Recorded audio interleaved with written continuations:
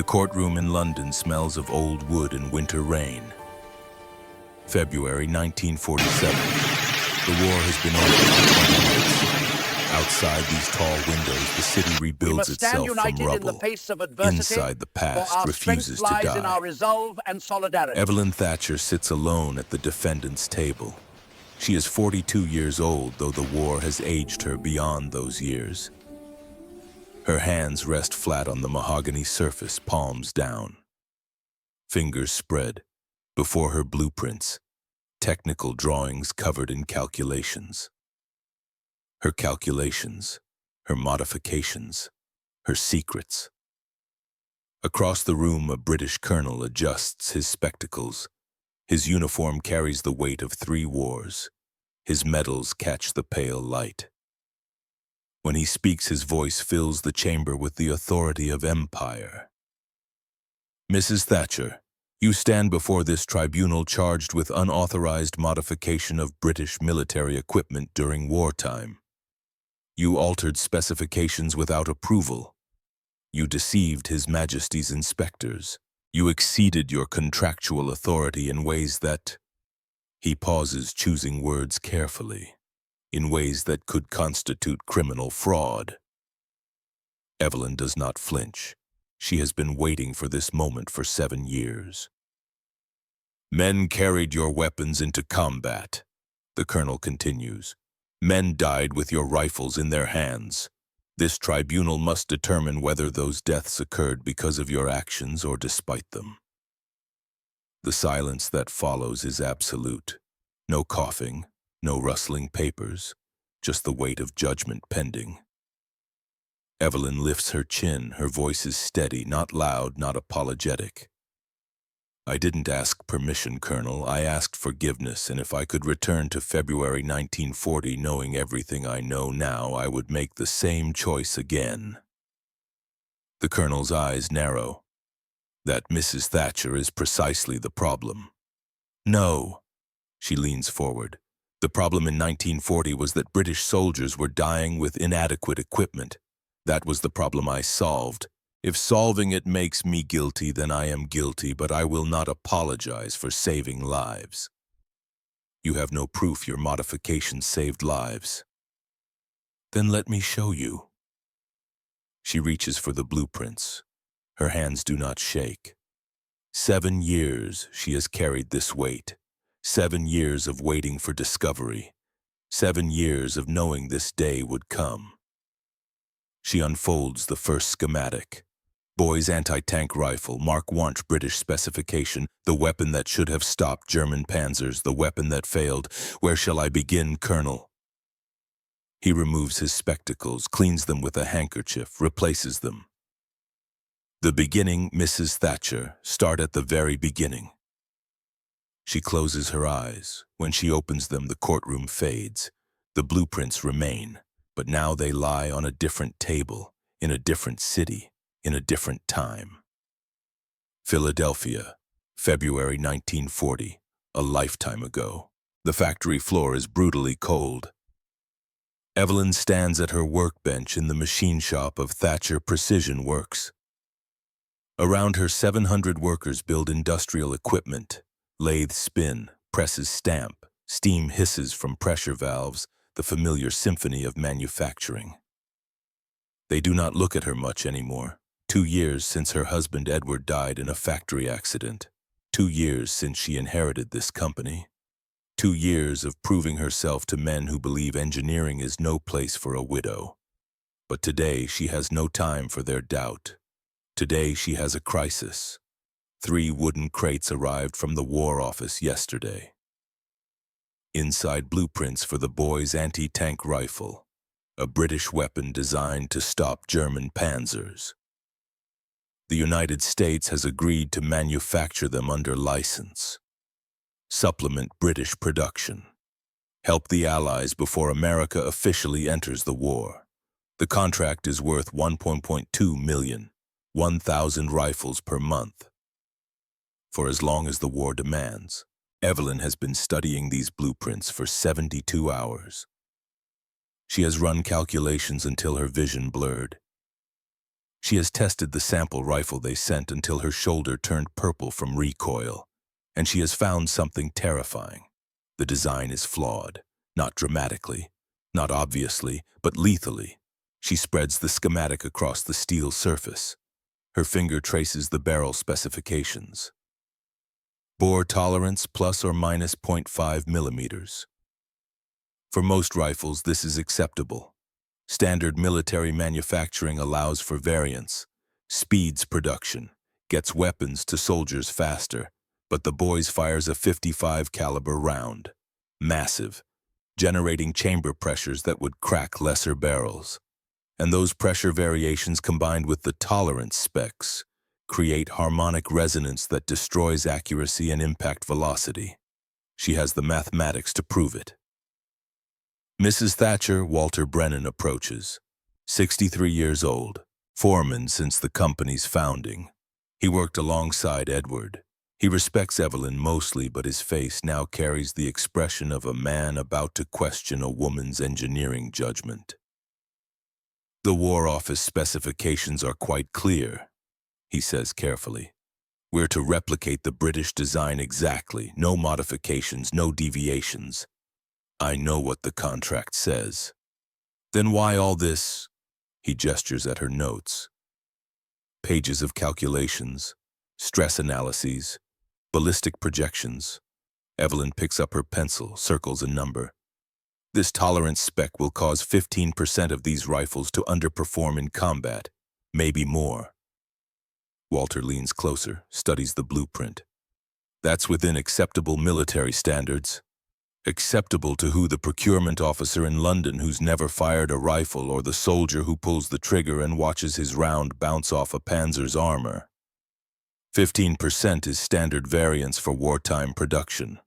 15% is a death sentence. She pulls out field reports, documents from France, British troops testing the boy's rifle against German armor. Look at these after-action reports, Walter. 0 effective kills against Panzer IIIs. 0. The weapon is failing. That's the British problem. We're just building what they designed. We're building weapons that American volunteers will carry. Men who are risking their lives before their country even declares war. Her voice drops. We're building weapons my son will carry. The factory noise seems to fade. Walter removes his cap. Nathaniel shipped out last week. Volunteered for the 2nd Ranger Battalion. They're equipping with boys' rifles. He'll be in England by March, in France by... She stops. Cannot finish that sentence. Nate is 18 years old, her only child, the boy who used to help Edward in the workshop, who now carries a rifle into a war that America hasn't officially joined.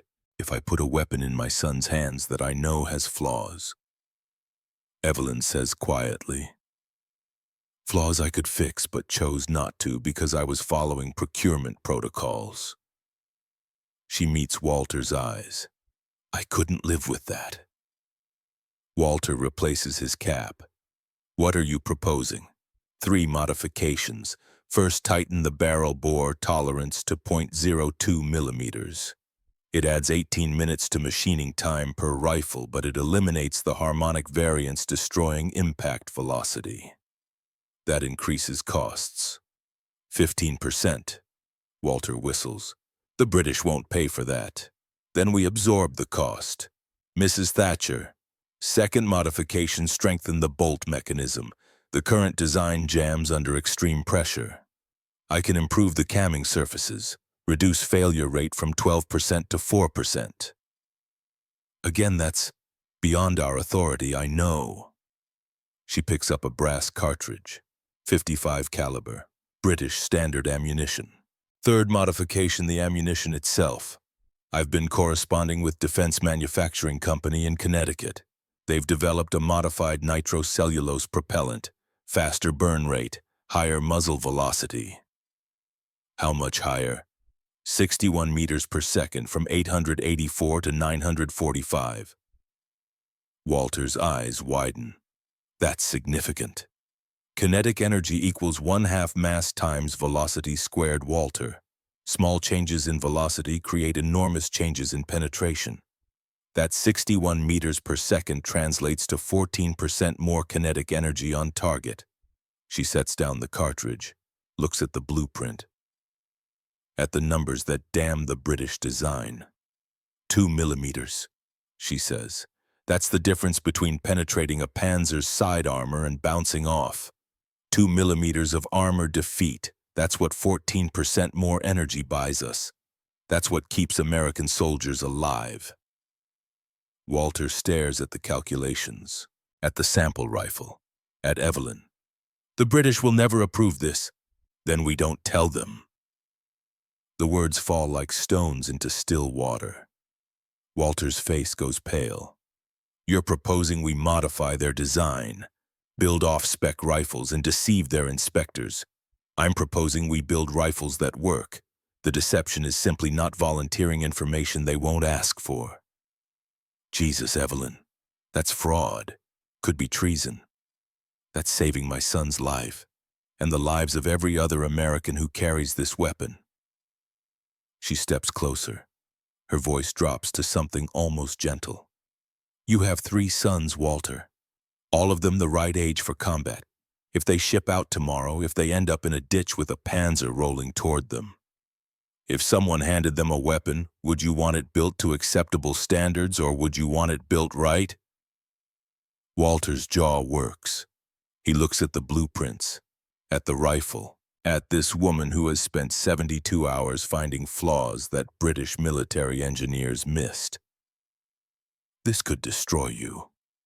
Not building it right will destroy me worse. The board, I own 51% of this company. My husband made sure of that before he died. Her voice hardens. This is my decision. The only question is whether you'll help me make it happen. The machines spin around them. Metal strikes metal. Steam hisses. The sound of industry that does not care about proper channels or procurement protocols. Walter adjusts his cap. What do you need? 3 weeks blur past in a fever of work. Evelyn redesigns the barrel machining process, orders precision grinders from Switzerland, trains machinists on the new tolerances. Every barrel must be perfect, no exceptions. She works with defense manufacturing on the ammunition. Higher propellant loads, faster burn characteristics, every round tested. Reject rate below 2%. She strengthens the bolt mechanism, tests it under extreme pressure, fires it until the metal glows, until she is certain it will not fail. Her shoulder is a permanent bruise, purple and yellow. She wears long sleeves despite the heat, cannot let the workers see their owner limping from weapon testing. By mid-March, the first production rifles are ready. She stands in the testing bay at midnight. The factory is empty. Night shift ended hours ago. Only fluorescent tubes illuminate the firing range. Walter is here. His daughter Sarah, the quality control manager. Thomas Mackenzie from tooling. The 4 people who know the secret. Evelyn lifts the rifle. First production model, built to her specifications. It looks identical to the British version. Same weight, same dimensions, same marking Boys anti-tank rifle Mark I. But near the receiver, different letters are stamped Thatcher Precision Works. E. Thatcher, Chief Engineer. The E for Evelyn, though she knows people will assume it means Edward, her late husband. Let them think that. She mounts the rifle on the test frame, 40 yards downrange steel plate, 30 millimeters thick, angled 30 degrees, simulating a Panzer III's side armor. Ready? She asks. Sarah has her clipboard. Thomas stands with calipers. Walter nods. Evelyn's finger finds the trigger. She knows what comes next, the brutal recoil, the shock wave, the pain that makes breathing difficult. But she also knows the mathematics, trusts the physics. She fires. The sound is apocalyptic. The rifle bucks against its restraints. Her shoulder screams. Her ears ring despite protection. Downrange the steel plate jerks. Thomas rushes forward with his flashlight. Measures the impact with calipers. His hands shake slightly. He turns back. His face is pale in the harsh light. 23 millimeters, clean penetration. Evelyn lowers the rifle, sets it carefully on the bench. Her hands tremble now, not from fear, from relief so profound it threatens to buckle her knees. British specification achieves 21 millimeters at this range, she says. Her voice sounds distant. We gained 2 millimeters. Sarah makes a notation. 2 millimeters doesn't sound like much. 2 millimeters is the difference between life and death, between a round that penetrates and a round that ricochets, between a soldier who comes home and a mother who receives a telegram. She touches the rifle, still hot from firing, this weapon that she has built against all protocol, against all authority, this weapon that might save her son. Now we build 1,000 of them, Evelyn says, then 1,000 more. We maintain these exact specifications, no variants, no shortcuts, every barrel tested, every round inspected. And when the British inspector comes, Walter asks. She has thought about this, planned for it. We test with British ammunition.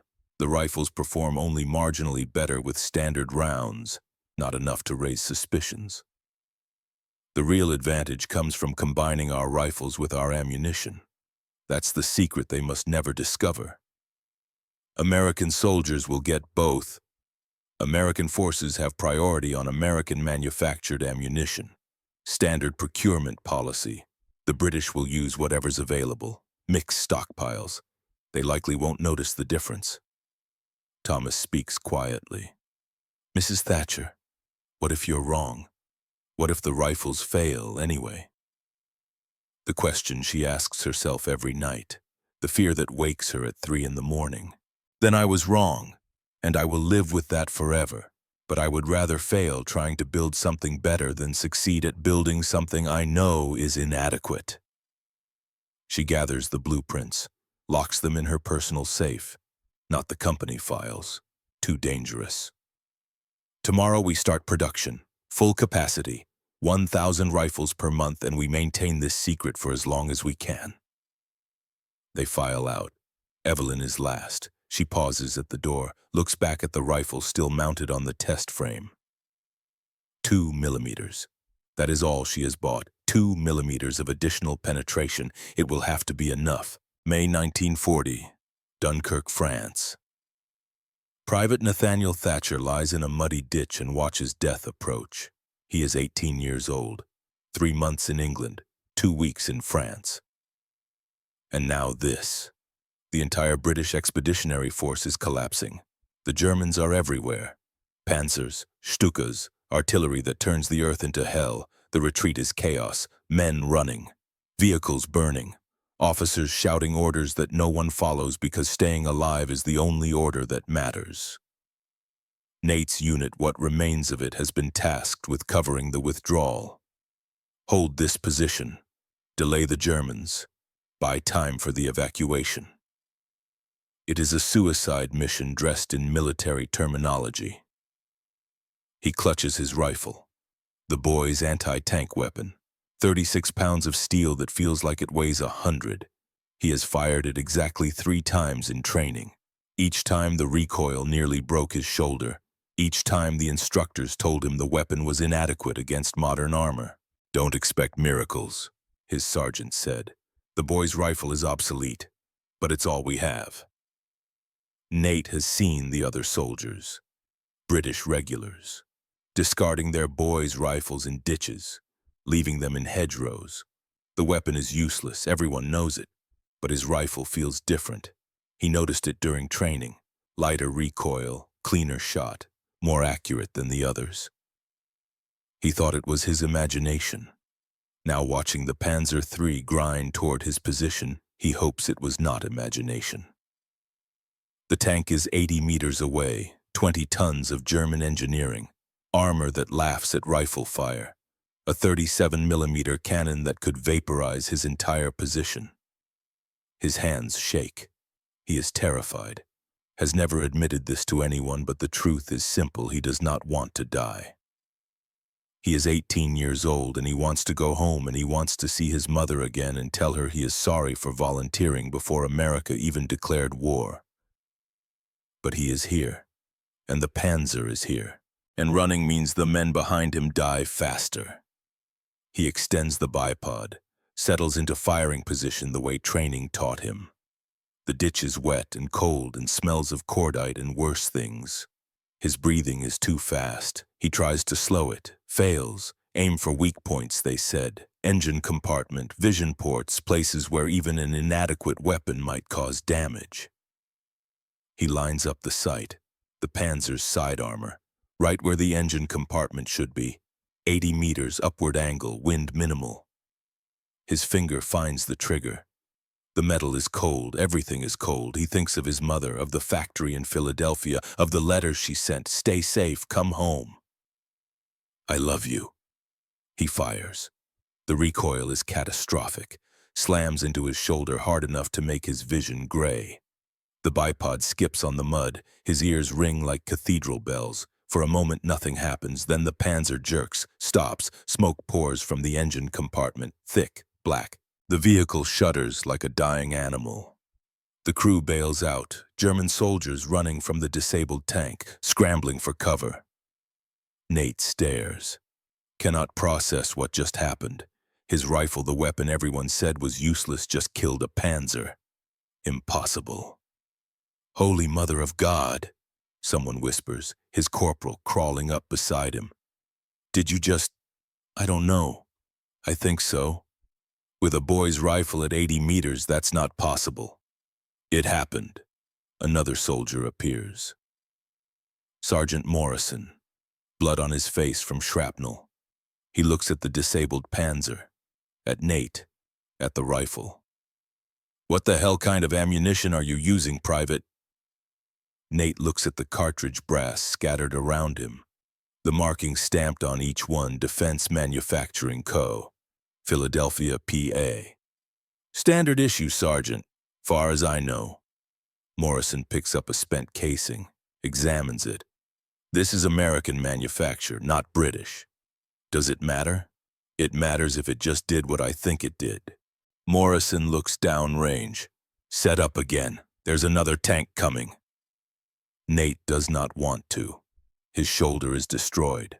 The pain makes breathing difficult, but he loads another round, finds the second Panzer, 100 meters this time, farther, harder shot, he fires, the second tank slews sideways, track assembly hit, immobilized. Morrison is staring.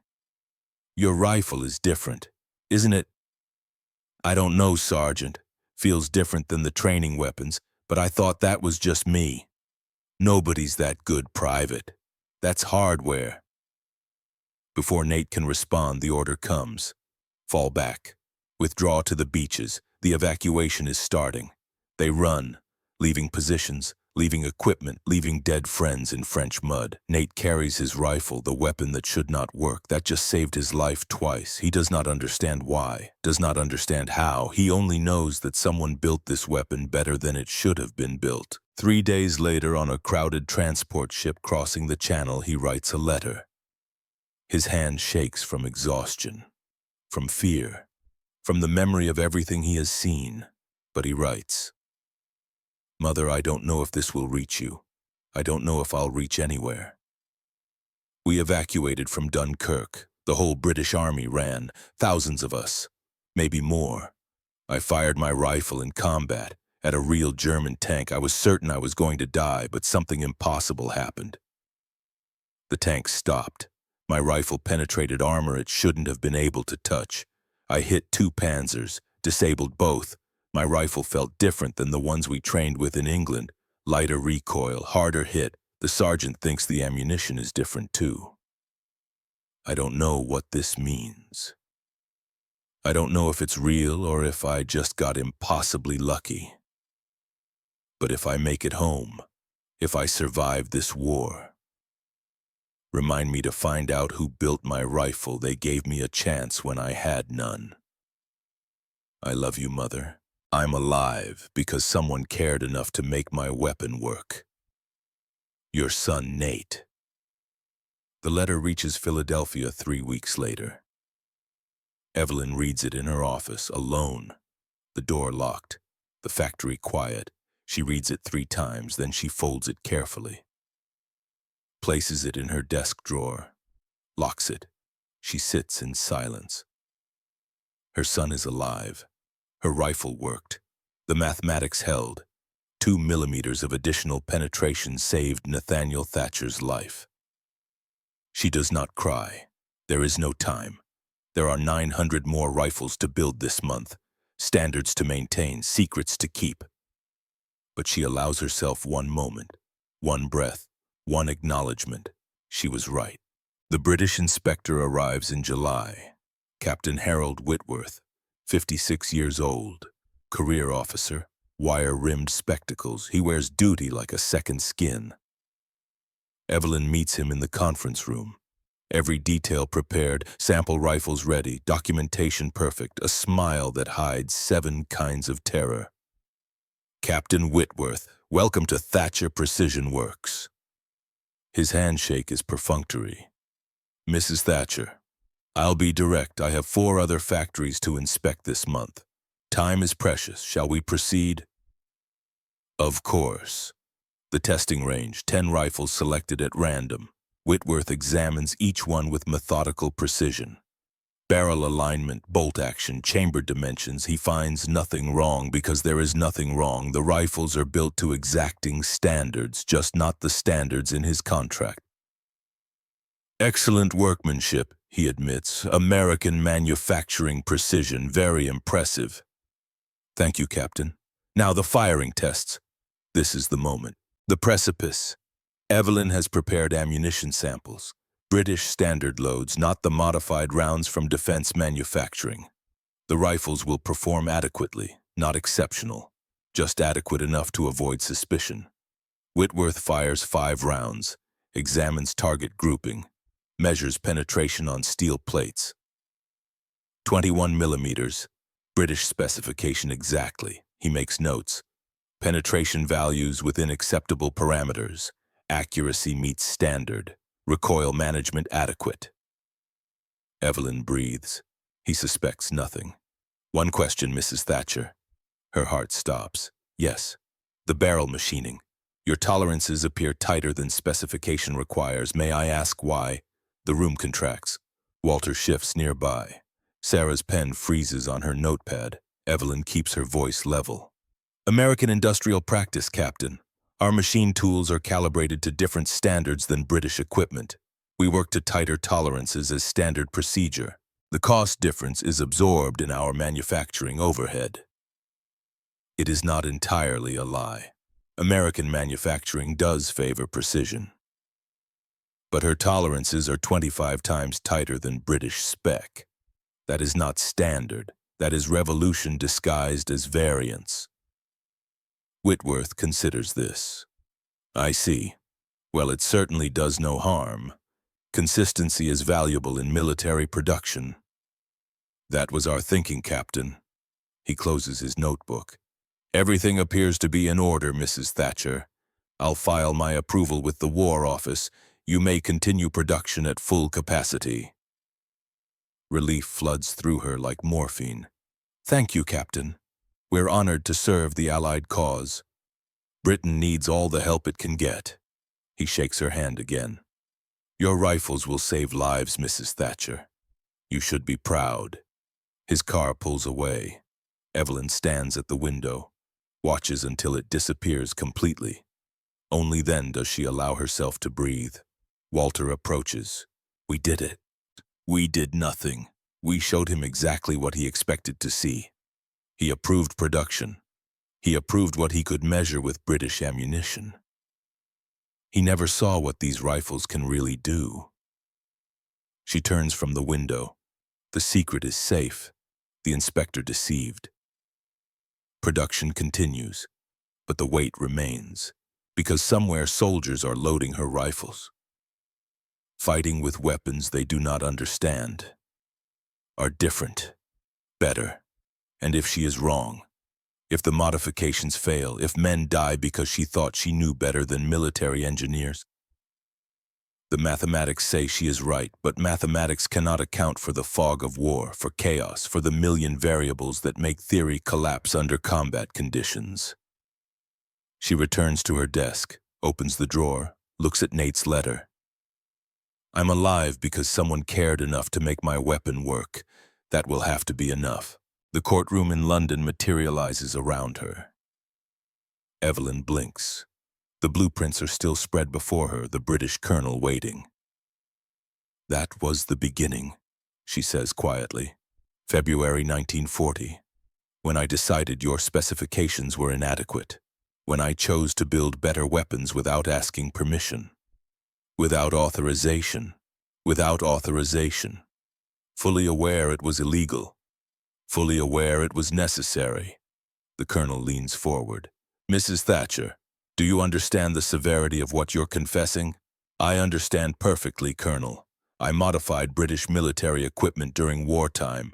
I falsified quality control documentation. I deceived your inspectors. I violated contract law and quite possibly committed acts that could be construed as treason. Then why are you admitting this? Because my son's letter reached me 3 weeks after your inspector approved production.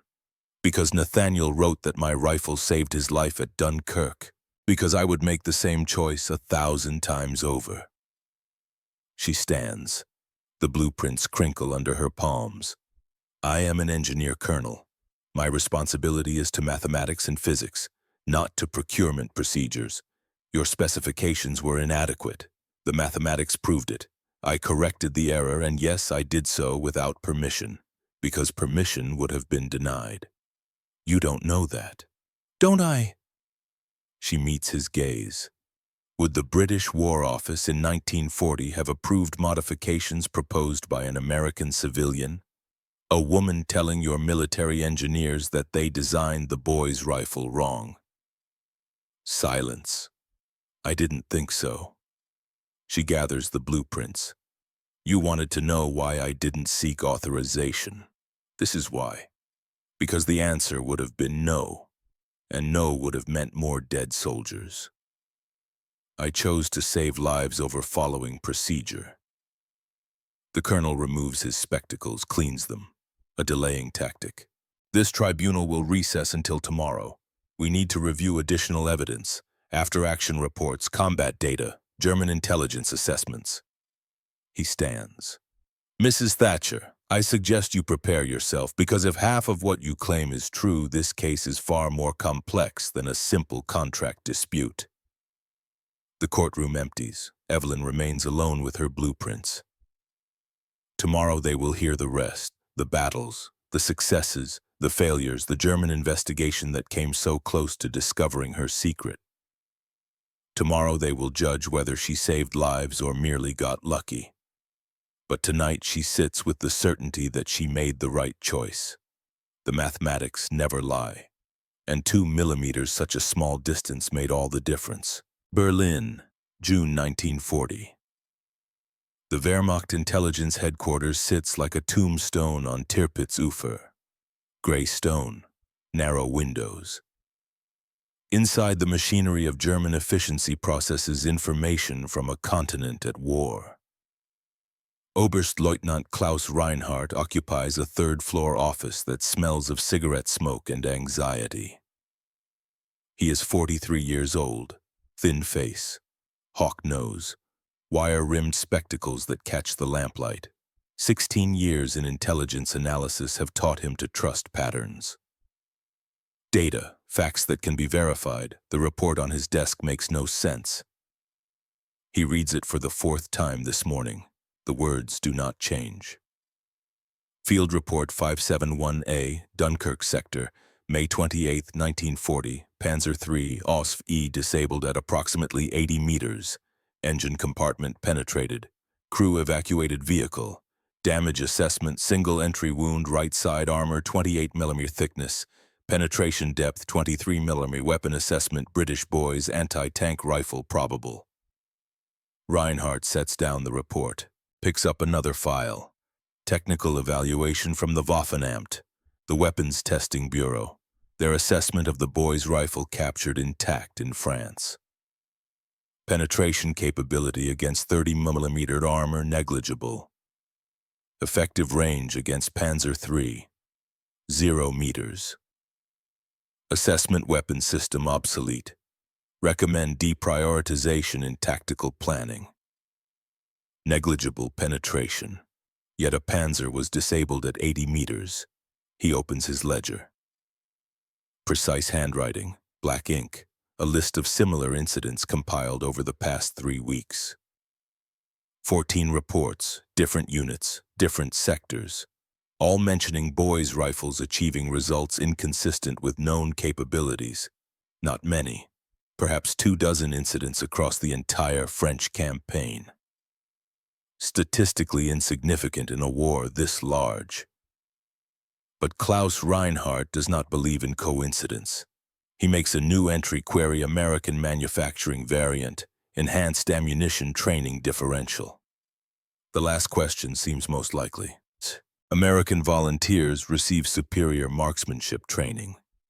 Better target discrimination. They exploit weak points that conscripts miss. Yes, training explains the discrepancy. He is about to close the file when his aide enters. Oberstleutnant, another report from France. You requested notification of any boys' rifle incidents. Reinhardt takes the paper. June 14, 1940. Panzer II disabled near Arras. Track assembly destroyed at 95 meters. Crew reports engagement by American volunteer unit. Weapon boys, anti-tank rifle. Another incident. American unit. Impossible kill. The pattern is no longer negligible. Reinhardt stands, walks to the window. Below Berlin celebrates victory. France has fallen in 6 weeks. The Wehrmacht is invincible. The war in the West is effectively over. But small mysteries remain, and mysteries are how intelligence failures begin. He returns to his desk, opens a new folder. Labels it in his meticulous hand, American Anti-Tank Weapons Analysis. Classification pending investigation. Then he begins to write a request for captured American rifles, for technical testing, for answers. Because somewhere American soldiers are using boys' rifles that should not work, and Klaus Reinhardt will discover why. Philadelphia, July 1940. The summer heat turns the factory into a furnace. Workers move between stations with the sluggish efficiency of men working through exhaustion. Evelyn stands near the main assembly line, watching barrels being fitted into receivers, each movement precise, each worker focused despite the temperature. Production has increased, 1,500 rifles per month now. The War Department wants more. Britain wants more. Everyone wants more. Her shoulder has not stopped aching since May. The testing, the verification, the constant quality control. She hides the pain beneath long sleeves and professional demeanor. Mrs. Thatcher. Walter appears. His face carries bad news like a flag. The British sent another inspector, not Whitworth, someone else. Major Donaldson, from London. He says it's routine follow-up. Nothing about this feels routine. She finds Major Donaldson in the conference room, younger than Whitworth, maybe 40, crisp uniform, eyes like a prosecutor. Mrs. Thatcher, I'll be conducting a comprehensive review of your manufacturing processes. I require access to all documentation, specifications, quality control records, testing protocols. Of course, Major, everything is available. I'll also need ammunition samples for independent ballistic analysis. The floor drops from beneath her. Ammunition samples. Yes, you source from Defense Manufacturing Company in Connecticut. Correct. That's correct. I want to verify their product meets British specifications. 200 rounds should suffice. This is it. The moment she has feared. If he tests the ammunition properly, if he compares muzzle velocity to British standard, if he measures the propellant load, he will discover everything. Evelyn keeps her voice steady, professional. Certainly, Major. I'll have them prepared immediately. How soon do you need them? This afternoon, she excuses herself. Finds Sarah in the quality control office. Closes the door. We have a catastrophic problem. Sarah listens. Her face goes pale. If he tests the ammunition against British standards, I know. We could give him British cartridges, claim they're ours. He'll notice the manufacturer's stamp. Defense manufacturing marks every round. Then we're caught. Evelyn leans against the desk. Her mind races through options, alternatives, escape routes. There are none. Prepare the samples, she says quietly. Our ammunition exactly as we manufacture it. But if he discovers the modifications, he discovers them. I won't compound the deception with outright lies. Evelyn, if he reports this to London, then I face the consequences, but I will not pretend our ammunition is something it's not. That would be dishonesty. What we've done is... She pauses, searches for the word. Creative interpretation of specifications. Sarah's expression suggests she finds this distinction meaningless, but she nods. I'll prepare the samples. The testing takes 3 days. Major Donaldson is methodical, obsessive. He fires sample rifles with British ammunition, then American ammunition. He measures groupings, penetration depths, recoil characteristics, muzzle velocity. He runs every test twice, then a third time to verify. Evelyn watches from the observation booth. Each shot feels like a verdict being delivered. Each measurement a step closer to exposure. On the afternoon of the 3rd day, Donaldson requests a meeting. She sits across from him in the conference room. Walter is present. Sarah, the company lawyer Peterson who cannot stop adjusting his tie. Donaldson spreads his test results across the table like a prosecutor presenting evidence. Mrs. Thatcher, I've completed my evaluation of your production. Here it comes. Exposure, criminal charges, the end of everything. Your rifles exceed British standards in multiple measurable categories. Reliability, accuracy, consistency. The workmanship is exemplary. Evelyn says nothing, waits for the hammer to fall. However, Donaldson pauses. The ammunition presents irregularities. Peterson starts to speak. Evelyn silences him with a look. What irregularities, Major? The muzzle velocity is approximately 61 meters per second faster than British specification. Can you explain this? She could lie, claim ignorance, blame defense manufacturing. But the lies are exhausting, and she is tired of carrying them.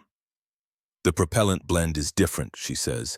Defense manufacturing uses a modified nitrocellulose formulation at my request. It burns faster, generates higher chamber pressure. The result is increased velocity. Donaldson makes a notation. You authorized this modification. I requested it. Why? Because the British standard load was inadequate for the penetration requirements we calculated. The word hangs in the air like cordite smoke. Inadequate. An American civilian telling the British military their specifications are insufficient. Peterson makes a strangled sound. Walter closes his eyes. Donaldson's expression does not change. Inadequate in what respect? And kinetic energy delivery. The British load generates 884 meters per second muzzle velocity.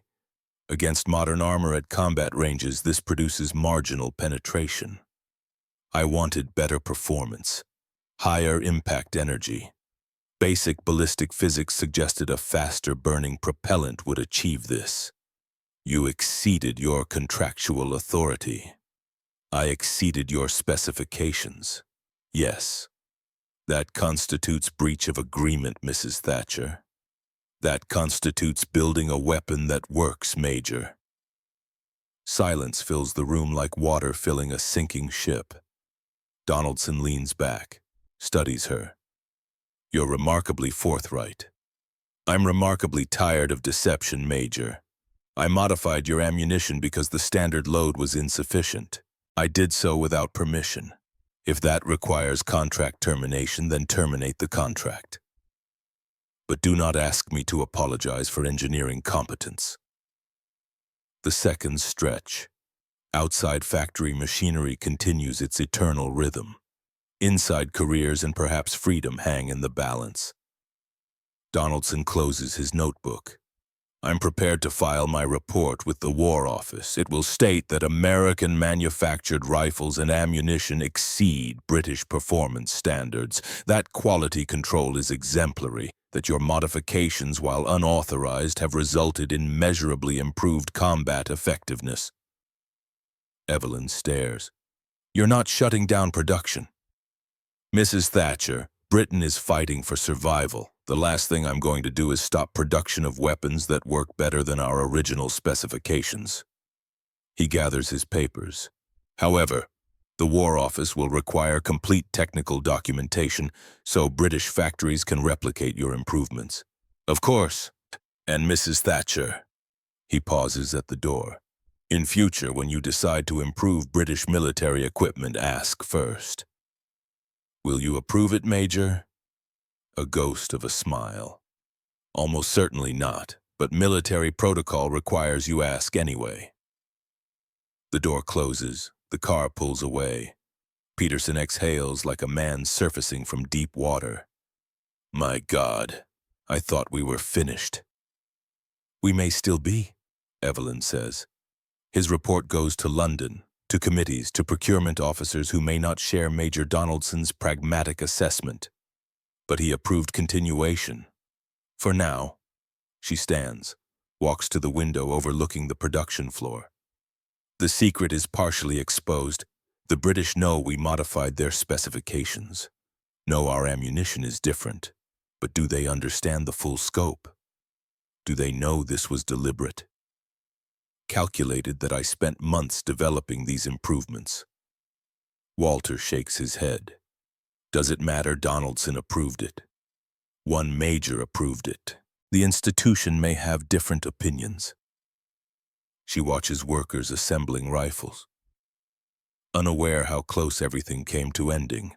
Unaware that their jobs depend on the forbearance of British bureaucrats thousands of miles away. We continue production, Evelyn says. We maintain standards and we wait to see if London decides we're useful or criminal. Atlantic Ocean, August 1942. Corporal Silas Whitmore stands at the rail of the troop transport. The ship rolls in heavy seas. Around him, thousands of soldiers prepare for what is coming. Operation Jubilee. The raid on Dieppe. Silas is 25 years old. He has been fighting for 2 years. North Africa, Malta. Now this, an amphibious assault on a fortified French port. Intelligence claims it will be a quick raid. Test German defenses, demonstrate Allied capability. He has learned not to trust intelligence. His boy's anti-tank rifle leans against the bulkhead, 36 pounds of brutal efficiency. He has carried this weapon for 18 months. It has saved his life 4 times. He does not know why his rifle works better than British models, does not care. Only knows that when he fires, things die. That is enough. You nervous? Danny Hayes appears beside him, 22 years old, Boston accent, Silas's closest friend since basic training. The man who pulled him out of a burning half-track in North Africa. Always nervous. This one feels wrong, Danny says. The planning, the timing, everything. They all feel wrong until they're over. Danny laughs without humor. Fair point. The ship's horn sounds. Officers begin shouting. Soldiers move toward the landing craft. The assault begins in 90 minutes. Silas grabs his rifle, follows Danny down to the lower deck. The landing craft wait like iron coffins. 40 men per boat, packed like ammunition in a magazine. They climb in, the davits lower them toward dark water, the ship recedes above. Then they are in the ocean, engines roar, the craft turns toward shore, toward Dieppe, toward whatever waits beyond the surf. Blue Beach. 05:30 hours. The ramp drops into concentrated machine gun fire. Silas sees men die before they leave the boat. German MG-42 fire cuts through the landing craft like a chainsaw through paper. Bodies fall. Blood spreads across the deck. He runs. Water is chest deep, then waist deep. Then he is on Shingle Beach, rocks and sand offering zero cover, just 200 yards of killing ground between him and German bunkers. Men fall everywhere, screaming, not screaming, just falling. He dives behind a concrete obstacle. Danny lands beside him a second later. Jesus Christ, stay down. Machine gun fire is a continuous roar. Bullets spark off obstacles, ricochet off rocks. The air is alive with metal seeking flesh. Ahead, maybe 70 yards, a German bunker dominates the beach. Concrete fortress, steel reinforced firing ports. 2 MG-42 positions pouring fire across the landing zone. Their sergeant is dead. Silas saw him fall 20 yards back, half his head missing, half his head. Command devolves to whoever is still breathing and willing. Silas is breathing, barely. He unslings the boy's rifle. The weight is familiar, comforting. This weapon has never failed him. "What are you doing?" Danny shouts over the noise. "That bunker! I'm going to kill it! That's concrete, you can't... I'm not shooting the concrete!" He extends the bipod, settles into firing position. The beach is chaos. Men dying. Officers trying to rally, explosions, screaming. The sound of hell in daylight. Silas focuses. The bunker firing port, 6 inches wide, reinforced steel frame, a German gunner barely visible behind the MG-42. Range 72 yards, wind strong left to right, angle upward. He has made this shot before. Different beach, different bunker, same mathematics. He breathes, slow, controlled, the way his mother taught him to approach any problem, break it into components, solve each piece. His mother, who ran a machine shop in Pittsburgh, who taught him that precision matters. That quality is never an accident. The trigger is cold despite the August heat. He fires. The recoil is a freight train hitting his shoulder. The bipod digs into shingle. His ears ring despite protection. Downrange, the firing port goes dark. The MG-42 fire stops, just stops. For 3 seconds, that section of beach falls silent. Then German soldiers appear at the bunker entrance, running. One clutching his face, blood between his fingers, another dragging a body. Danny is staring. "You hit him through the firing port, that's... Physics doesn't care about odds." Other soldiers see the bunker go quiet. They surge forward, using the gap, crossing the beach while Germans are disorganized. Silas and Danny follow. 20 men pushing inland through chaos. A second bunker opens fire. Different angle. 80 yards west, Silas drops, sets up, fires. The bunker falls silent. A third position, 90 yards elevated, he fires, penetration. Another MG-42 eliminated. Word spreads down the beach like wildfire. The American with the magic rifle, the corporal who kills bunkers. It does not save everyone. Men are still dying. The casualties are catastrophic. Bodies everywhere. The surf runs red, but Silas creates gaps, openings. His platoon gains ground. By 700 hours, they are off the beach, into the town, past the first defensive line. Silas has fired 22 rounds, disabled 9 bunkers, lost count of how many Germans. His shoulder is destroyed, something torn. Every breath sends pain through his chest, but he is alive. 18 men from his platoon are alive, 24 are not. They take cover in a bombed-out building, await reinforcements that may never come. The operation is collapsing. Everyone can feel it. Danny sits beside him, pale, shaking. "That rifle, Silas, how are you doing this?" "I don't know. It's always worked better than it should." "Where'd you get it?" Silas looks at the marking near the receiver, reads it aloud. "Thatcher Precision Works, Philadelphia, Pennsylvania. E. Thatcher, Chief Engineer." "American made." "Yeah. That explains it. American engineering. Maybe. Before they can discuss further, German artillery finds their position. Shells scream in. The building explodes around them. Silas is thrown against a wall. His vision goes white. His ears ring like bells in a cathedral. When the dust clears, Danny is on the ground, not moving. Silas crawls to him. Danny! Danny, wake up! Blood spreads across Danny's uniform, too much blood from his chest, his stomach, everywhere. Danny's eyes open, unfocused. Silas, I'm here, you're okay, you're going to be okay. Can't feel my legs. Don't talk, save your strength. That rifle. Danny's voice is fading. Whoever made it, thank them. You're going to thank them yourself. No. Danny's hand finds Silas's, grips weakly. I'm not, but you will. You find them. You tell them it worked. Tell them. His grip loosens. His eyes stay open, but the light goes out, like a candle in wind, just goes out. Silas kneels there, holding his friend's hand. Around him, Dieppe burns. The operation has failed. Hundreds dead, maybe thousands, a catastrophe. But his rifle performed miracles, disabled bunkers, saved lives, made impossible kills, and Danny is still dead. The weapon did not save him. All the modifications, all the precision, all the engineering genius that made this rifle work could not save one man. Silas looks at the boy's rifle lying beside Danny's body, the marking near the receiver, E. Thatcher, chief engineer. He wants to thank them. He wants to curse them. He wants to understand why his weapon works when it should not, why he lived when better men died. But there are no answers, just blood on stone and smoke over Dieppe and the weight of survival. Philadelphia, September 1942. Evelyn reads the casualty reports until she cannot see the page.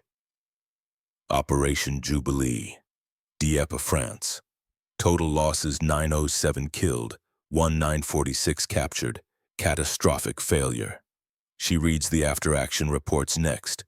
Weapon performance analysis, technical assessments, boys' anti-tank rifles, American manufactured, multiple confirmed kills, unexpectedly effective against fortified positions. Her rifles worked, her modifications succeeded. And 907 men still died. The mathematics are perfect, the engineering is flawless, and men are dead anyway. A letter arrived this afternoon, forwarded through military channels from a soldier who fought at Dieppe. She opens it with hands that tremble. Mrs. Thatcher, I don't know if this will reach you. I don't know if you'll care, but I need to tell someone. My name is Silas Whitmore, Corporal 2nd Ranger Battalion. I carried one of your rifles at Dieppe. It saved my life multiple times. Disabled 9 bunkers, made shots that shouldn't be possible. My best friend Danny Hayes was with me. He died anyway. German artillery bled out in my arms while I watched. I want to thank you for building a weapon that works. I want to curse you for building a weapon that wasn't enough. I don't know which feeling is right, maybe both. Danny's last words were, "Tell them it worked." So I'm telling you, your rifle worked. It just didn't save everyone. Please remember that every weapon you build carries someone's son, someone's friend, someone who wants to go home. Make them good, make them perfect, because we trust our lives to them. Respectfully, C.P.L. Silas Whitmore.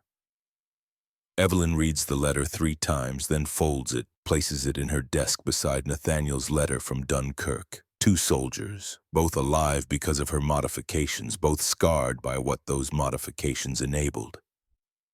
She walks to the window. Philadelphia sleeps below, factories dark, streets empty. Her company has built 60,000 rifles, 1.3 million rounds, failure rate below 2%. The engineering is perfect and men are still dying. She thinks about Danny Hayes, about Silas Whitmore, about the 907 killed at Dieppe, how her rifles performed exactly as designed, penetrated bunkers, made impossible kills, enabled tactical success measured in enemy casualties, in positions neutralized, in objectives achieved. She wanted to save lives. Instead, she has perfected death. The rifles do not care, the ammunition does not care, physics is neutral. 2 millimeters of additional penetration does not distinguish between just and unjust applications. Those are just numbers, measurements, data points. But the soldiers, Nathaniel, Danny, Silas, thousands of young men, they are not data points. She returns to her desk, opens production schedules. The War Department wants 2,000 rifles next month. Britain wants another shipment. Everyone wants more. She could stop, refuse, shut down production, let someone else build weapons.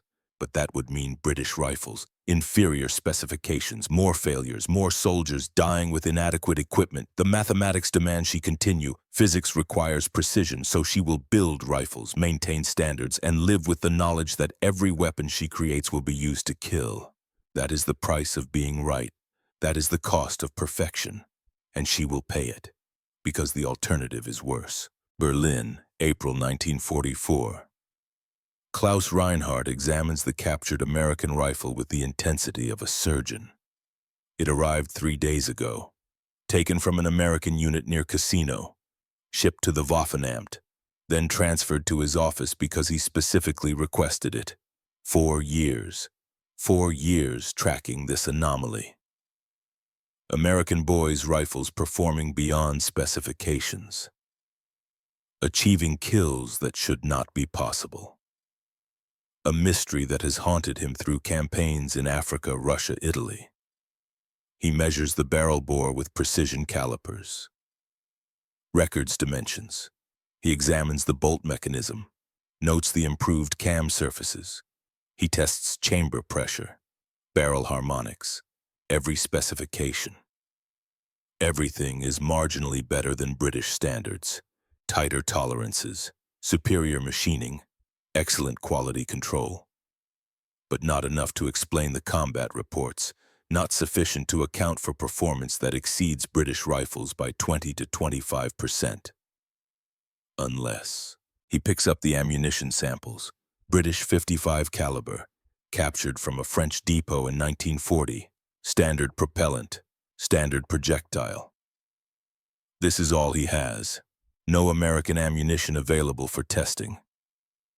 He loads the rifle, walks to the testing range in the basement, fires at armor plate calibrated to Panzer III specifications.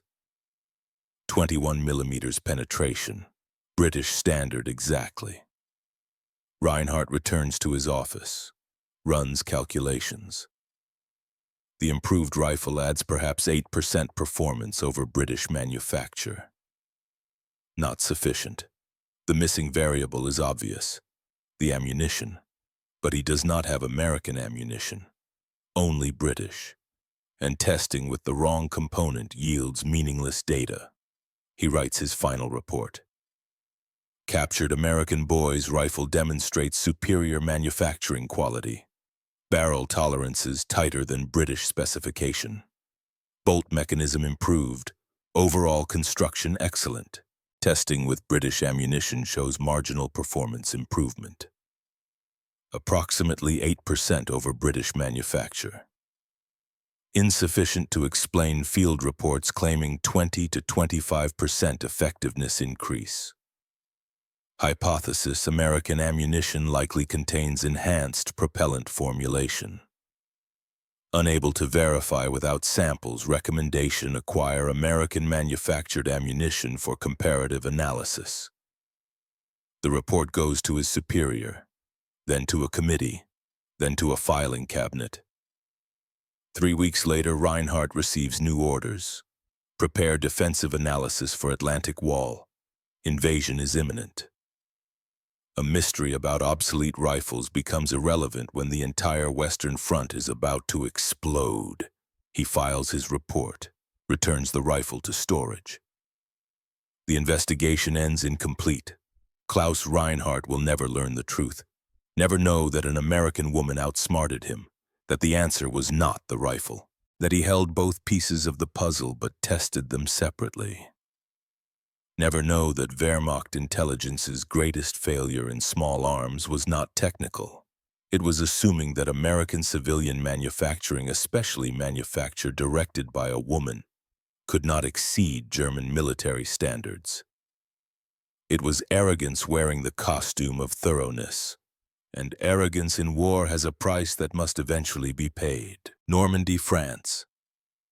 June 6, 1944, 06:30 hours.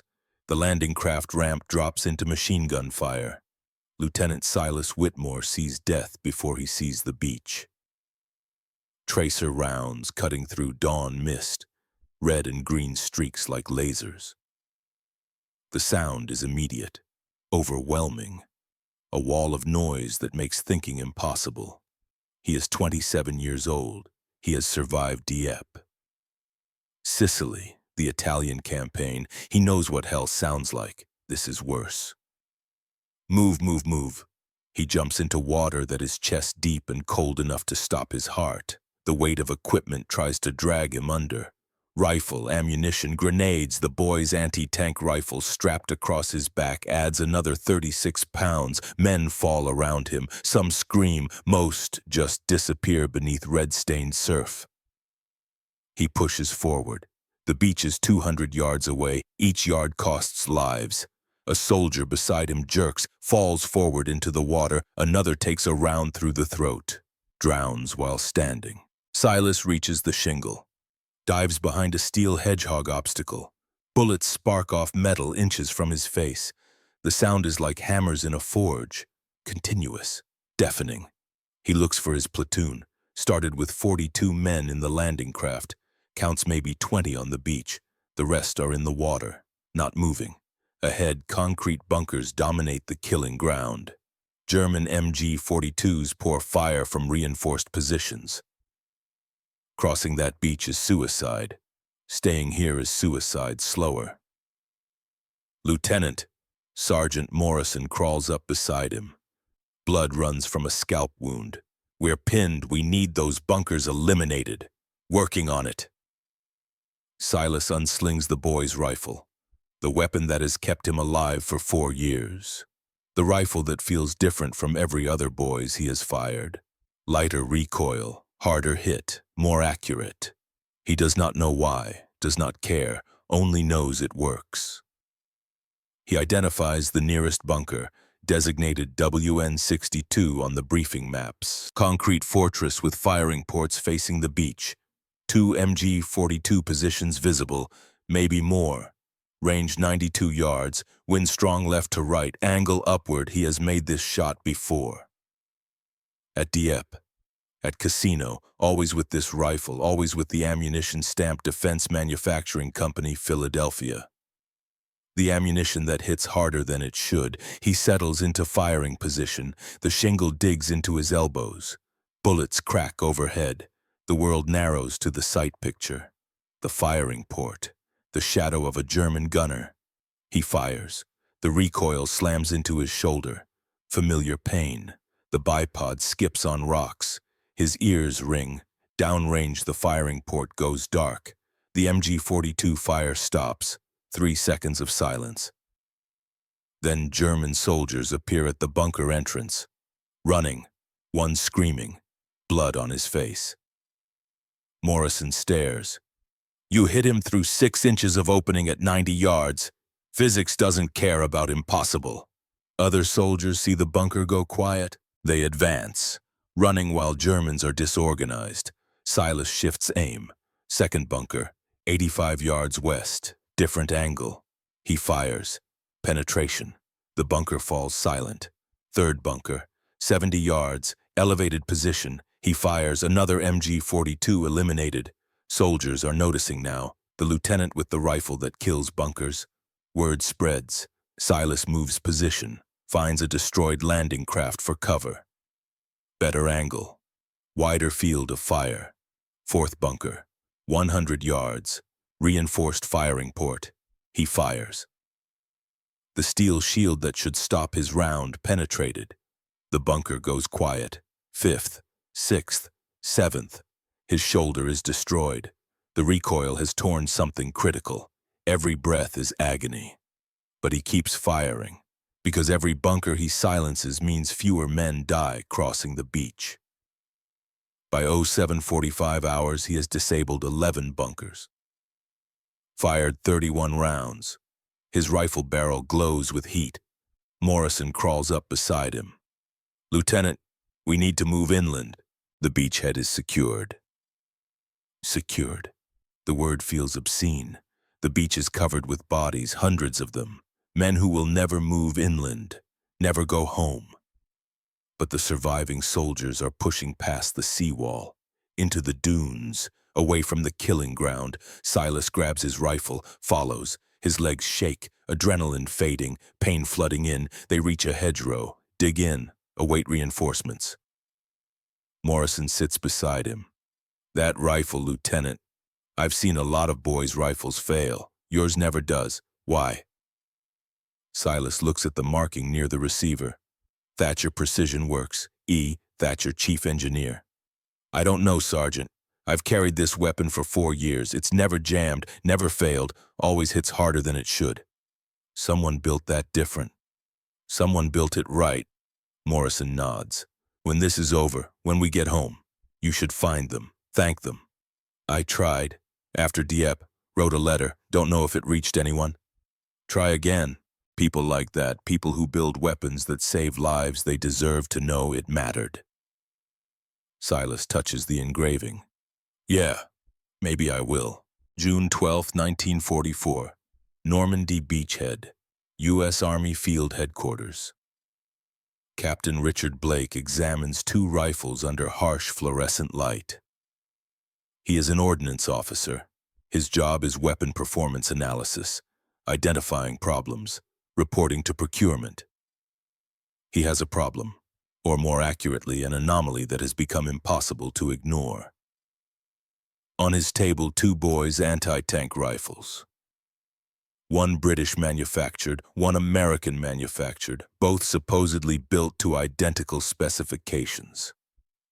He has after-action reports from D-Day, multiple units, multiple engagements, all reporting the same pattern: British boys' rifles 15 to 20% effectiveness rate against bunkers. American boys' rifles 70% effectiveness rate. That is not training. That is not tactics. That is hardware. Blake examines both rifles microscopically. The American version is better built. Tighter tolerances, cleaner machining, superior bolt mechanism. But these improvements are minor, maybe 8 to 10% performance gain, not 70%. He picks up ammunition samples. British 55 caliber, American 55 caliber. They look identical. He weighs the propellant charge. The American round is 0.3 grams heavier. Small difference, but potentially significant. Blake walks to the firing range, sets up ballistic gel, armor plates, measurement equipment. He runs 4 test scenarios: British rifle, British ammunition, 21 millimeters penetration; British rifle, American ammunition, 23 millimeters penetration; American rifle, British ammunition, 22 millimeters penetration; American rifle, American ammunition, 24 millimeters penetration. He stares at the results, runs calculations. The rifle improvements add approximately 8% performance. The ammunition improvements add approximately 14%. Combined effect 22% increase in combat effectiveness. This explains everything. The mystery that has puzzled intelligence for 4 years. Why American units report disproportionate success with a weapon British units find inadequate. It is not the rifle alone, not the ammunition alone. It is the combination. American precision manufacture combined with enhanced propellant chemistry. Blake writes his report immediately. Marks it urgent. Sends it through channels. Pentagon, War Department, British Liaison Office. The conclusion is undeniable. All Allied forces should receive American-manufactured ammunition regardless of rifle source. The ammunition is the critical component. The report reaches Washington on June 15th. It reaches Philadelphia on June 17th. Philadelphia, July 1944. The letter arrives on War Department letterhead. Evelyn reads it standing at her office window. The factory floor below hums with production. Rifles being assembled, ammunition being loaded, the machinery of war. Mrs. Evelyn Thatcher, Precision Works, Philadelphia, Pennsylvania. Dear Mrs. Thatcher, field testing conducted in Normandy has identified significant performance differential between British and American manufactured boys' rifle ammunition. Ballistic analysis indicates your ammunition exceeds British specification by approximately 14% in terms of kinetic energy delivery. The War Department requests immediate technical documentation of all modifications implemented in your ammunition production. Additionally, please provide full disclosure of any rifle modifications not previously reported. This information is required for procurement planning and potential adoption of enhanced specifications across Allied forces. Please respond within 5 business days. Respectfully, Colonel James Patterson, U.S. Army Ordnance Corps. This is it, the moment she has anticipated for 4 years. Complete exposure. Full disclosure demanded. She could minimize, claim the modifications were minor, unintentional, manufacturing variants. But she is finished with deception. She sits at her desk, takes out clean paper, begins to write. The truth, all of it, every modification, every calculation, every unauthorized decision she made in February 1940. 3 days later, she mails a 47-page technical report. Complete specifications, test data, quality control procedures, manufacturing tolerances, ammunition chemistry, every secret she has kept for 4 years, and a cover letter. Dear Colonel Patterson, I am Chief Engineer of Thatcher Precision Works. In February 1940, I received British specifications for the boys' anti-tank rifle. I conducted independent analysis and identified 3 critical flaws that would result in unacceptable combat performance. I implemented unauthorized modifications. First, reduced barrel bore tolerance from plus 0.5 mm to plus 0.02 mm. This eliminated harmonic variance and improved impact velocity consistency. Second, strengthened bolt mechanism cam surfaces. Reduced mechanical failure rate from 12% to 4%. Third, developed enhanced ammunition with modified nitrocellulose propellant blend.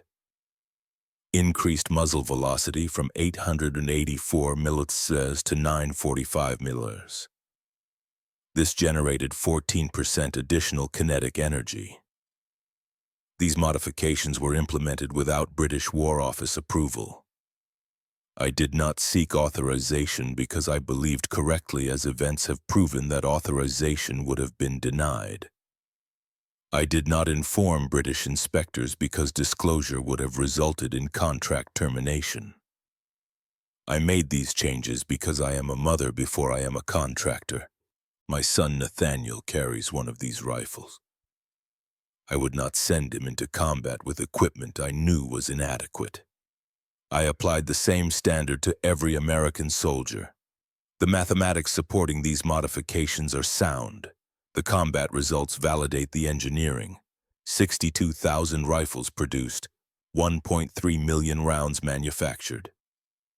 Estimated 300 to 500 American lives saved through improved equipment performance. If this constitutes criminal breach of contract, I accept full responsibility. If prosecution is warranted, I will not contest charges.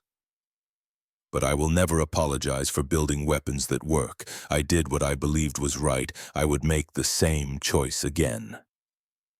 Respectfully, Evelyn Thatcher, Chief Engineer, Thatcher Precision Works. She seals the envelope, walks it to the post office herself, mails it, then returns to the factory and waits for judgment. London, September 1944. The British War Office convenes a special procurement committee. 8 men in expensive suits around a mahogany table. Tea and tension. Evelyn Thatcher's technical report lies before them. 47 pages of engineering detail and 1 page of confession. The discussion is heated. This is outrageous. A civilian contractor, an American woman, modifying our specifications without authorization for 4 years. The modifications demonstrably improved combat performance. That is irrelevant. She deceived His Majesty's inspectors. She corrected inadequate specifications that our own engineers should have identified. By committing fraud, by saving British lives, our soldiers benefited from her rifles too. The argument continues for 90 minutes. Finally, a vote. 6 in favor, 2 opposed. Decision: no disciplinary action. Official commendation for engineering initiative. Request that British manufacturers adopt Thatcher specifications for all future production. Official response drafted carefully. While Mrs. Thatcher's methods were irregular and contravened standard procurement procedures, the combat effectiveness of her modifications is undeniable. Her rifles have saved Allied lives. We recommend continuation of production under current specifications and adoption of enhanced ammunition formulation across all Allied forces. We acknowledge with some embarrassment that a civilian engineer identified critical design flaws that our military engineering establishment overlooked. Private memo. Not for official record, it is humiliating that an American widow outsmarted our entire weapons bureau. But humiliation is preferable to dead soldiers. Accept the improvements, learn from them, and ensure this never happens again. The response reaches Philadelphia in October 1944. Evelyn reads it alone in her office. The official exoneration, the grudging praise, the acceptance of her unauthorized modifications. She should feel relief, victory, vindication. Instead, she feels empty. Because the war continues, men keep dying, and her rifles keep working exactly as designed, perfect weapons in an imperfect world. May 1945. The war in Europe ends. Evelyn stands on the factory floor. Production has stopped. The machines are silent for the first time in 5 years. Outside Philadelphia celebrates VE Day. Victory. She feels nothing. 62,000 rifles built, 1.3 million rounds, 4 years of 20-hour days of calculations and testing and fear. For what victory? Yes. But bought with how much blood, how many telegrams, how many mothers like her waiting for sons who would never return? Mrs. Thatcher. She turns. A man stands in the doorway, army uniform, lieutenant, maybe 27, lean, hard-eyed, a cane in his left hand. Can I help you? My name is Silas Whitmore. I wrote you letters from Dieppe, from Normandy. The air stops moving. Lieutenant Whitmore, I remember, please come in. He crosses the factory floor, each step deliberate. The cane supporting his weight. He stops before her, sets something on the workbench, a boy's rifle, scarred, worn, barrel blued from heat, stock scratched from 4 years of combat. But the marking is clear. Thatcher Precision Works, E. Thatcher, Chief Engineer. This is mine, Silas says. I carried it from North Africa to Normandy, fired it in 8 major engagements. It never failed, never jammed, never let me down. Evelyn touches the rifle. Her hands shake. You built this, he continues. You and your factory. This weapon saved my life at Dieppe, at Omaha Beach. Probably a dozen other times I don't even know about. I'm glad it worked. It did more than work, Mrs. Thatcher. It was perfect every time. Under conditions that destroyed other rifles, in weather that made British boys' rifles jam or misfire, mine just kept working. He pauses. My friend Danny died at Dieppe. Your rifle couldn't save him. He took a shell fragment, bled out in my arms. Evelyn's throat tightens. But I'm alive, Silas says. So are maybe 200 other men who fought beside me, because you built a weapon that gave us a fighting chance when we shouldn't have had one. I lied to British inspectors. You trusted mathematics over bureaucracy. As an engineer, that's exactly what you should have done. I exceeded my authority. You exercised your judgment, made the right call, saved lives. He picks up the rifle. You didn't start the war, Mrs. Thatcher. You didn't make us fight. You just gave us better tools to survive. That's nothing to apologize for. Evelyn wipes her eyes. She has not cried since Edward's funeral. But this meeting, this man who carried her work into hell, breaks something inside her.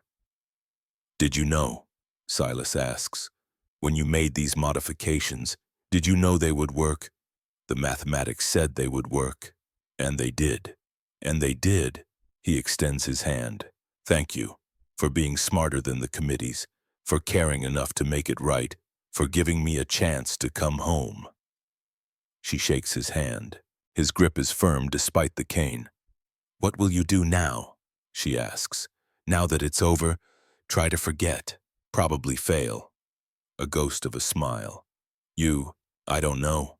Return to civilian production, I suppose. Washing machines, industrial equipment, the machinery of peace. The world needs good engineers, war or peace. Thank you, Lieutenant. After he leaves, Evelyn stands alone with the rifle he left behind, the weapon that saved his life, that killed Germans, that worked when it should not have. She built this, 62,000 of these, and they worked. That will have to be enough. London, February 1947. The courtroom where this began. Evelyn sits at the defendant's table. The tribunal has heard everything. Her confession, the technical evidence, testimony from soldiers like Silas Whitmore, analysis from both British and American weapons experts. The British colonel stands.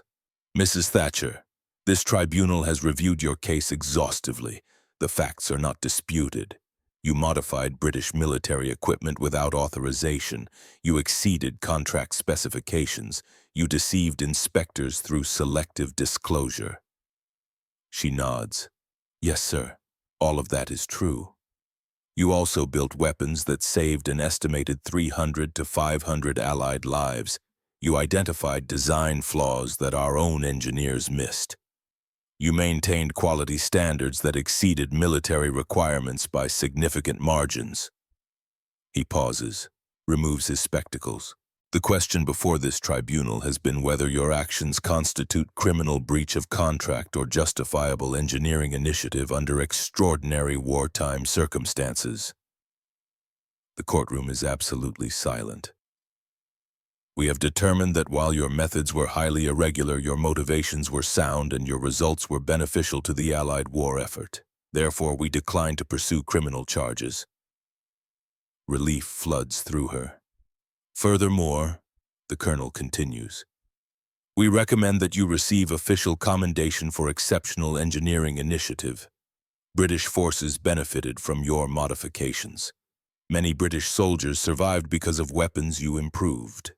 He sits, then stands again. One final matter, Mrs. Thatcher. Her heart pounds. The marking on your rifles, E. Thatcher, Chief Engineer. When our procurement office first reviewed your production in 1940, we assumed the E stood for Edward, your late husband. We believed a man designed these modifications, that you were continuing his work. Evelyn allows herself a thin smile. I never claimed Edward designed them, Colonel. You simply assumed. Because in 1940, no one believed a woman could be a chief engineer. Precisely. Silence fills the courtroom like water filling a vessel. So for 4 years, the colonel says slowly, the British War Office, Wehrmacht intelligence, and the entire Allied command structure believed these rifles were designed by a man named Edward Thatcher. The mathematics didn't care about my gender, Colonel. Only the bureaucracy did. Indeed, he shakes his head. Mrs. Thatcher, you made our military establishment look foolish. You identified problems we missed. You solved them without permission. You deceived our inspectors and succeeded for 4 years. Yes, sir. That required either remarkable skill or remarkable audacity. Perhaps both, sir. A genuine smile. Remarkable or audacious, you were right. The rifles worked. Lives were saved. That is all that matters. He extends his hand across the space between them. Thank you for your contribution to Allied victory. And should you ever again decide to improve British military equipment, please ask first. Will you approve it, sir? Almost certainly not. But military protocol requires you ask anyway. She shakes his hand. The tribunal adjourns. She is free. Outside London rebuilds. Cranes on the skyline. New construction replacing bomb damage. Evelyn walks streets that feel both familiar and strange. The war changed everything, but life continues. People rebuild, remember, survive. She thinks about the rifles, about Silas and Danny and Nathaniel, about Klaus Reinhardt who died in a Soviet prison without ever solving his mystery, about the mathematics that never lied, the physics that saved lives, the 2 millimeters that made all the difference. Epilogue. Present day. National Museum of American History, Washington, D.C. A climate-controlled display case, soft lighting, inside a boy's anti-tank rifle, worn, scarred, real. The placard reads, Boy's Anti-Tank Rifle Mark I. Thatcher Precision Works, Philadelphia, PA, 1940. Chief Engineer Evelyn Thatcher, 1905-1979. Between 1940 and 1944, Evelyn Thatcher secretly modified British rifle specifications without authorization. Her improvements increased combat effectiveness by approximately 22%. German intelligence spent 5 years attempting to determine why American rifles outperformed British models. They never discovered the answer. Mrs. Thatcher died in 1979, age 74. For decades, most assumed the E. Thatcher on rifle markings stood for Edward, her late husband. The truth emerged only in the 1970s when military historians began researching wartime production. 5 Thatcher-manufactured boys' rifles survive in museums worldwide. A docent leads a tour group past, mostly older men, veterans, history enthusiasts. One man stops, reads carefully. I didn't know a woman designed this. The docent nods. Most people didn't. She never corrected assumptions about her gender, let people believe what they wanted while she built better weapons. The Germans never figured it out. Never. They came within one test of solving it. Captured her rifle, examined it thoroughly, but they tested it with British ammunition. The rifle was better, but the real advantage was the combination. Her rifle, her ammunition, together. One component away. Exactly. And even if they'd discovered the truth, they probably wouldn't have believed it. Their ideology made it impossible to accept that a civilian woman could outsmart Wehrmacht intelligence. The man studies the rifle. What happened to her after the war? Returned to making industrial equipment, trained the first generation of female engineers in the 1950s, lived quietly, gave one interview in 1973, said she wasn't proud of building weapons, but she was proud of building them right.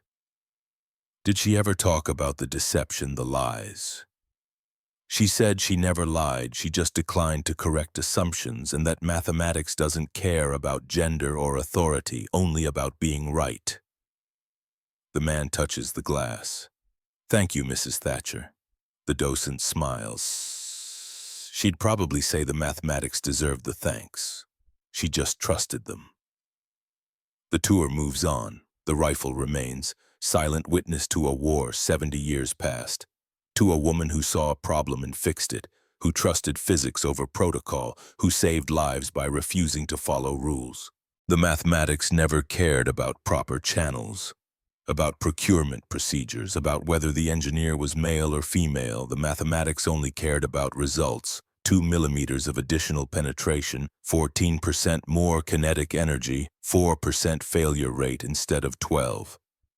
Numbers, cold, precise. True, behind those numbers, Evelyn Thatcher, widow, mother, engineer, revolutionary disguised as contractor, a woman who looked at British military specifications and said, I can do better.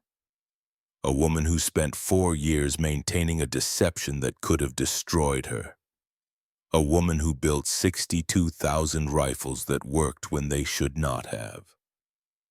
The Germans never discovered why. Most Americans never knew at all, but the soldiers who carried those rifles knew. The weapons felt different, shot truer, worked when everything else failed. They did not know about barrel tolerances or nitrocellulose formulations or a widow in Philadelphia who cared enough to get it right. They just knew their rifles worked. And in war, that is everything. The boy's anti-tank rifle was obsolete by design, inadequate by specification, doomed to failure.